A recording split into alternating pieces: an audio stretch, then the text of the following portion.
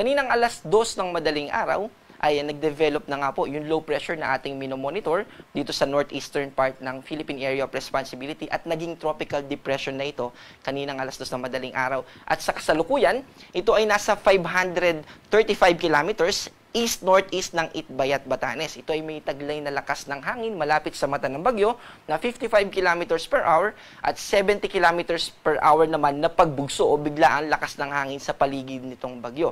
Itong si Bagyong Huaning ay walang direktang epekto sa anumang parte ng ating bansa at ito ay hindi rin magpapalakas sa epekto ng hanging habagat. Ang nakakaapekto po sa ating bansa ay yung southwest monsoon, pero focus lang siya dito sa Palawan at hindi rin ito magdadala ng maulap na kalangitan na may dalang mga pag-ulan. Ibig sabihin ay maaliwalas na kalangitan pa rin yung epekto nitong hanging habagat dahil sa mas bawas na moisture na associated dito sa habagat sa kasalukuyan. Dito naman sa western part ng Luzon, particular na sa Ilocos Region, Zambales at Bataan, ay magiging makulimlim ang ating kalangitan at nandun din yung mga tsansa ng mga localized thunderstorms. At dito naman sa Metro Manila at sa natitirang bahagi ng ating bansa, asahan natin na makakaranas tayo ng maaliwalas na kalangitan at mababang tsansa ng mga pag-ulan. Ang posibleng na magpaulan lang sa atin ay yung mga localized thunderstorms. At ito ay panandalian lamang, minuto hanggang 1 oras. At kapag umabot ng 2 oras, ay well-developed na itong thunderstorm na nagpaulan sa atin.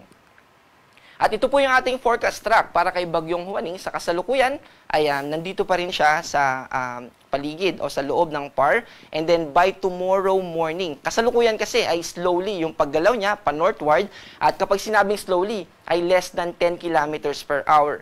Kaya ang estimated time base dito sa ating forecast track ay bukas ng umaga yung labas niya ng Philippine Area of Responsibility.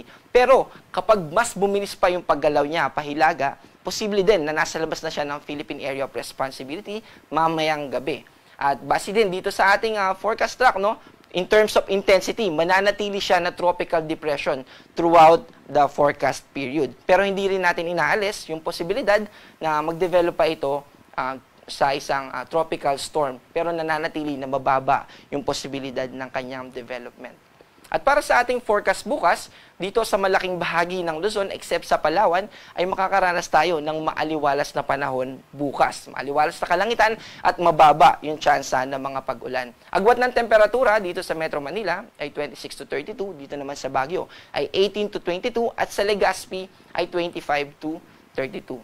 Dito sa Palawan at ganoon din sa Western Visayas ay mananatiling partly cloudy to cloudy skies. Ibig sabihin ay mababa yung tsansa ng mga pag-ulan. Pero sa Eastern Visayas at ganoon din sa buong Mindanao ay magiging maulap ang ating kalangitan bukas at mataas na yung tsansa ng mga pag-ulan. Pero yung mga pag-ulan na yan ay hindi naman extreme. So moderate to at times heavy lamang yung mga pag-ulan na yan. Pero gusto pa rin natin pag-ingatin yung ating mga kababayan.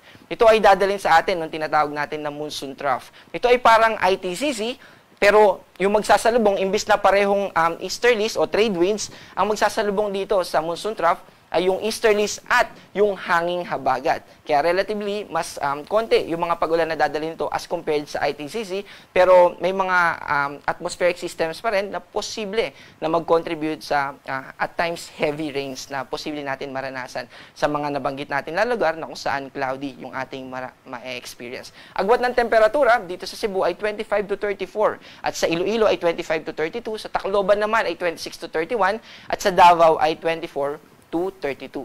Wala pa rin tayong nakataas na gale warning, pero gusto natin pag-ingatin yung ating mga kababayan dahil sa kasalukuyan, posibleng umabot ng 2.1 meters yung ating mga pag-alon dyan sa West Philippine Sea. Pero sa mga susunod na oras naman at susunod na araw ay mas bababa pa ito, at bukas ay magiging slight to moderate na lang yung ating mga pag-alon throughout the country. Kaya posible na maglayag yung ating mga mamamayan na mangingisda at seafarers.